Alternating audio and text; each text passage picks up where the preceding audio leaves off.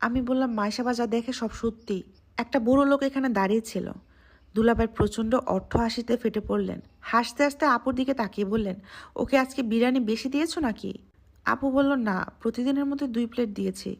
দুলাভাই বললেন, 2 প্লেট খেয়ে নেশা হয়ে গেল? উল্টোপাল্টা জিনিস দেখা শুরু করে দিল।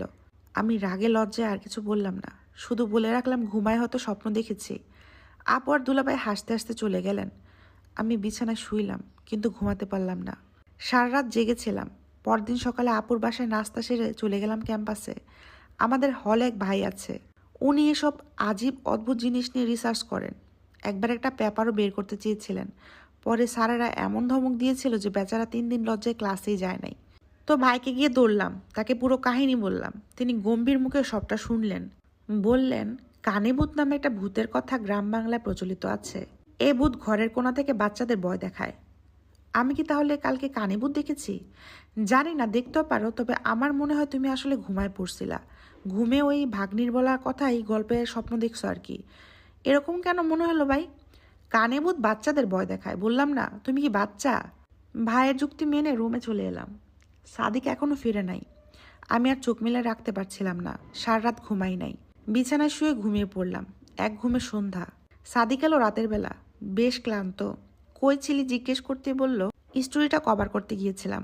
পুরো ডায়মন্ড মিস করছস ভাই। এই জিনিস বাংলাদেশে আর ঘটেই নাই। 2 মিনিটে এই নিউজ ভাইরাল হয়ে যাবে।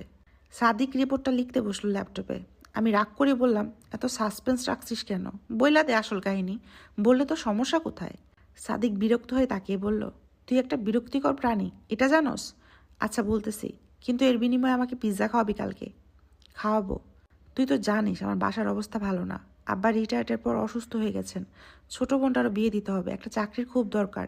এই রিপোর্টটা যদি ভালো মতো ক্লিক করে, তাহলে আজকালকার খবরের পার্ট টাইম রিপোর্টার হিসেবে আমার চাকরি কনফার্ম। পার্ট টাইম থেকে ফুল টাইম হতে বেশি সময়ও লাগবে না। এই সব কথা আমাকে কেন বলছিস? বলছি যাতে আমার এই রিপোর্টটার ব্যাপারে তুই আর কাউকে না জানাস।